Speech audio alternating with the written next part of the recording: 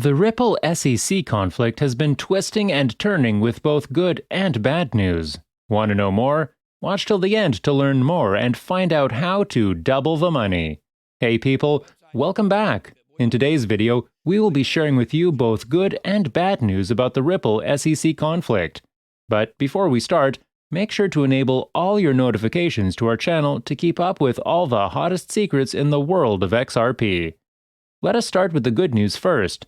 The SEC is ordered to explain, among other things, how the Howey test applies to XRP, what is the status of Ether and Bitcoin, and the sale of XRP as investment contracts. Judge Sarah Netburn has addressed two pending motions in the SEC versus Ripple lawsuit the same week she granted the SEC's request to extend the expert discovery deadline to January 14 in a move that surprised a few. The order regards the individual defendant's motion to compel the SEC to provide more precise answers to Ripple's interrogatories and the SEC's protective order to relieve it of the obligation to respond to 29,947 separate requests for admission. Because the discovery sought overlaps in specific respects, these applications are resolved together. Both the motions are granted in part and denied in part, Judge Netburn concluded. The SEC is going to be forced to admit that there is nothing in any of these contracts that created an expectation of profits by purchasers of XRP. That's a big problem for the SEC, Attorney Jeremy Hogan commented.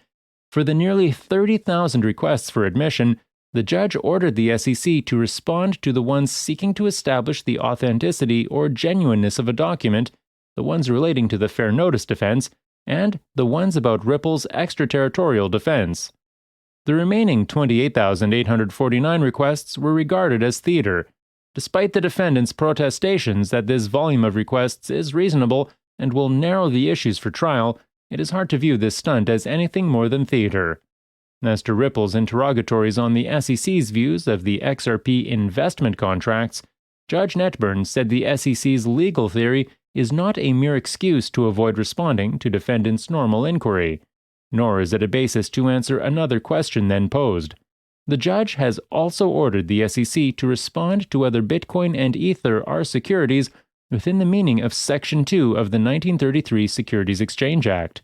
However, the agency already explained it does not typically determine whether a particular financial instrument is or is not a security.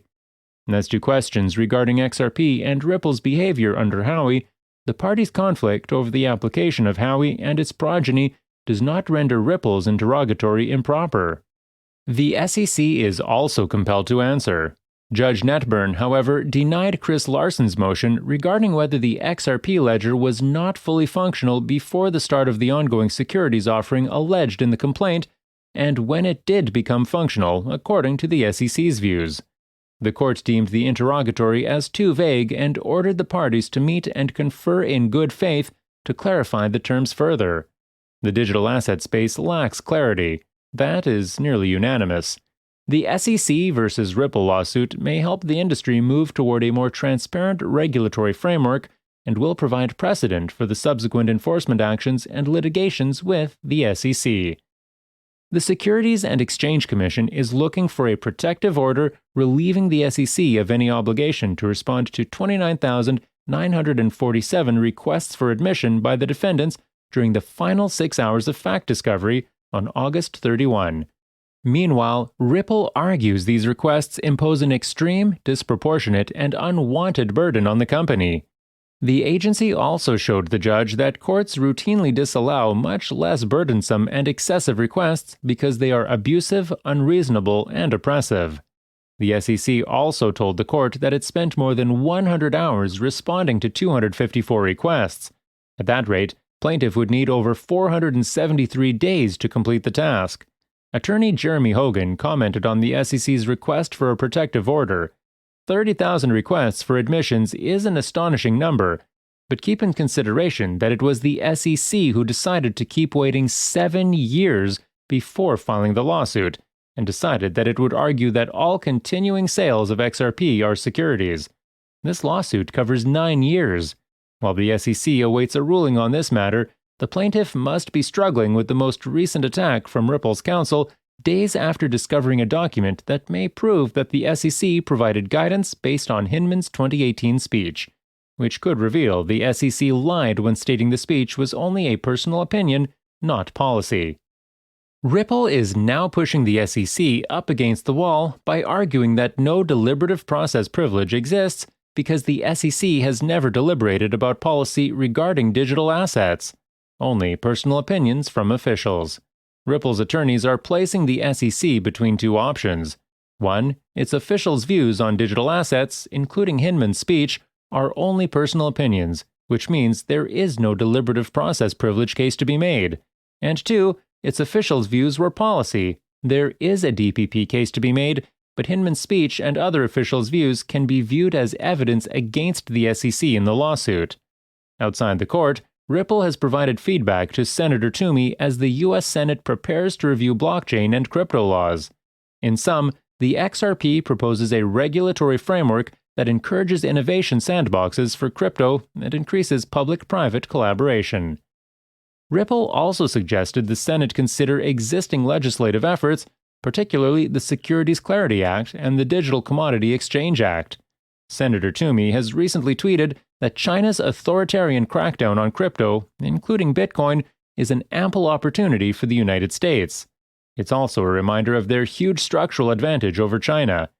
Beijing is so hostile to economic freedom, they cannot even tolerate their people participating in what is arguably the most exciting innovation in finance in decades. Economic liberty leads to faster growth and, ultimately, a higher standard of living for all. But unfortunately, all the efforts by Ripple went in vain when the judge struck all the requests for admission. Another bad news is that Ripple hodlers failed to convince the judge that the extension of the expert discovery deadline by 2 months will not affect the SEC versus Ripple lawsuit schedule. On behalf of the XRP holders, John Deaton also filed a motion asking the court to consider their perspective on the matter under their amicus curiae status that was recently attributed. In opposing the SEC's request for the delay, Ripple's argument aims on how the freezing of XRP markets within the United States affects Ripple. The negative effect on XRP holders is even more profound, he wrote, adding that nearly every digital currency exchange in the United States. In addition to having XRP on those exchanges, many XRP people hold XRP in retirement brokerage accounts. The XRP in these retirement accounts has also been frozen because of the SEC enforcement action alleging XRP to be an unregistered security. The lack of liquidity inside the United States, coupled with the mass delistings, prevents XRP investors from trading, selling, transferring, or converting their Ripple tokens. Judge Sarah Netburn refused John Deaton's motion and ordered the expert discovery deadline extension up to January 14, 2022, as asked by the Securities and Exchange Commission.